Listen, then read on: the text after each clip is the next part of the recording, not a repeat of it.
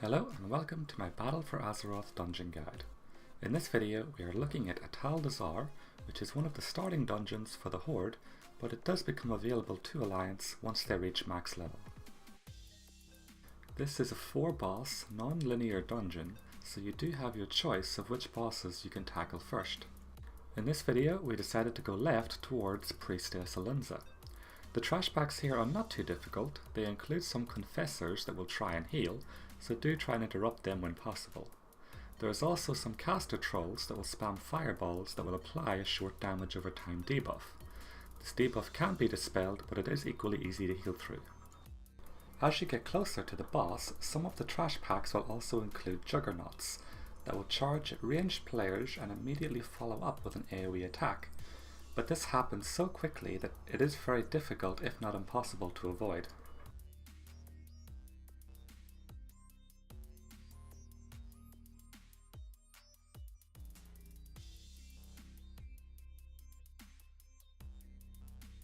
Once you get to the boss, there is just one more trash pack that you need to clear before you engage her.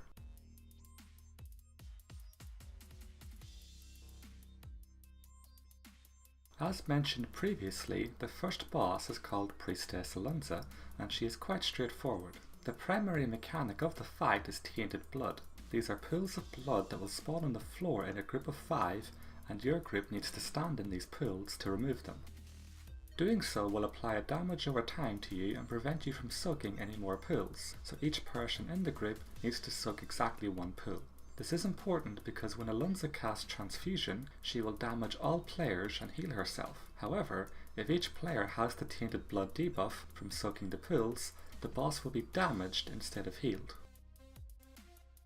Her next ability is Gilded Claws. This is a buff that she casts on herself that increases her melee damage by 150% for 12 seconds, so tanks may need to use cooldowns to mitigate the damage. Her final ability is Molten Gold. This is a quick, uninterruptible channel that applies a fire damage over time debuff to a random player, but healers can dispel this. Moving on to the second boss, you will fight more trash. This includes reanimated honor guards that will frequently cast Rotting Decay, which deals AoE damage to the group. A couple of seconds after the honor guard dies, it will explode, dealing damage to anyone in range, and applies a poison debuff that needs to be dispelled. These next packs will include shield bearers that will channel Bulwark of Juju. This is an AoE barrier that reduces the damage taken of the trolls inside, but this does not work on players. This can only be interrupted with a hard CC like a stun.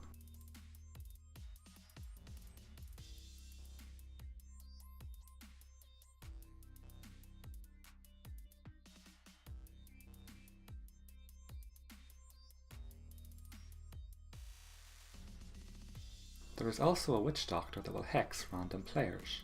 The hexed players will have a circle around them, and if any other player is within that circle when the hex is dispelled or expires, then they too will be hexed, so whoever is targeted with the hex needs to move away from the group and wait for it to expire or be safely dispelled. The second boss we fought is Falcao, and he is surrounded by 3 reanimation totems that will rapidly heal him. At the start of the fight you should kill these totems to prevent the boss from healing. While you are killing the totems, Falcao will frequently cast Toxic Leap. This causes him to jump towards a random player, damaging them and knocking them back, but you can run away to avoid this. He will also channel Noxious Stench. This applies a stacking disease to all players that deals damage. This can and should be interrupted as quickly as possible.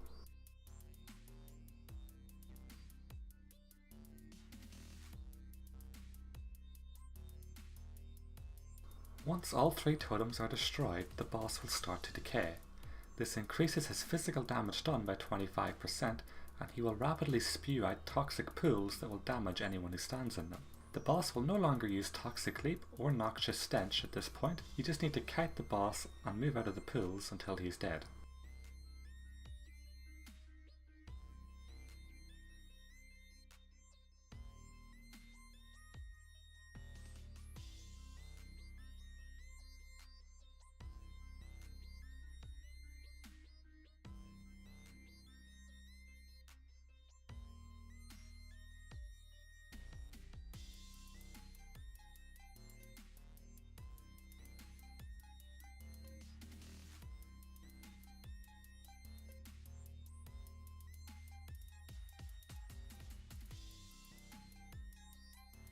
Moving on, you will have to clear a small amount of trash before you get to the sacrificial pits. It's there that you will meet Rasaan, the third boss.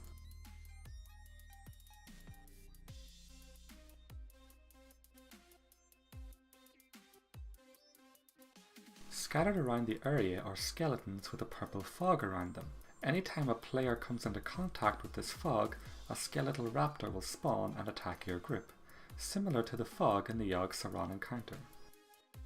Periodically, Rasaan will cast Terrifying Visage. This is an AoE fear that can only be avoided by using the large stone pillar in the center of the room to get out of his line of sight, although a shaman with Tremor Totem can also remove the fear. It is important to avoid the fear because otherwise you could be feared into the bone piles and spawn a lot of raptors. Next, Rasaan will fixate on a player and chase them for a few seconds. If he catches them, he will lift them into his mouth and devour them. This deals a moderate amount of damage each second for 8 seconds, so the healer will need to focus on this player to keep them alive.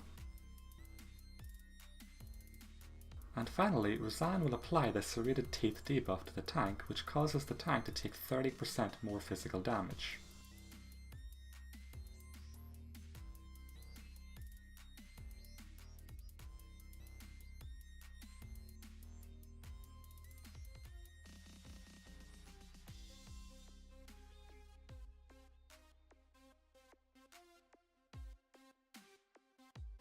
On the way to the final boss, you will encounter some small dinosaurs and a feasting Sky Screamer. The Sky Screamer will try and fear your group with Terrifying Screech, but this can be interrupted. After that, you will come to a mini-boss, Dynamat Kisho, and she is accompanied by a few dinosaurs. She doesn't do much except buff the nearby dinosaurs, and the dinosaurs themselves will randomly charge at players and stun them. They will also do a wild thrash that will deal damage to nearby players.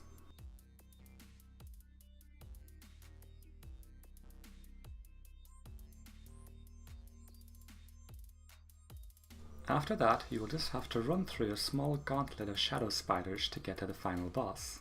Coming into contact with one of the shadow spiders will simply deal a small amount of damage to you. When you engage Yasma, she will start to quickly gain energy. At 100 energy, she will cast Soul Rend on a random player. At the end of the cast, a soul spawn will appear at the player's location and slowly move towards the boss. The player targeted with Soul Rend should run far away from the boss to get as much distance between the soul spawn and the boss. Once it appears, your DPS should quickly CC and kill it. If the soul spawn reaches the boss, all players will be debuffed with a permanent damage over time effect that deals damage every 1.5 seconds and stacks.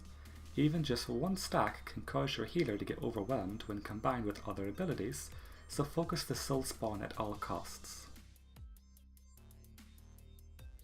Yasma will also cast Racking Pain on a random player. This is a damage over time debuff that deals a high amount of initial damage and then a lower amount of shadow damage every 2 seconds. This should be dispelled quickly and the target player should be healed up. Echoes of Shadra will spawn periodically. These are shadow spiders similar to those in the pre-boss gauntlet. They will move around the room and coming into contact with one of them will cause you to take damage and leave a shadow pool on the floor that damages and slows anyone standing within it. Finally, Yasma will cast Skewer, which deals high physical damage to her current target.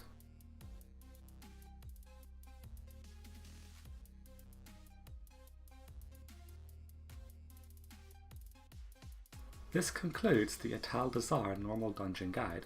I hope you enjoyed this video, and if you did, feel free to subscribe for more.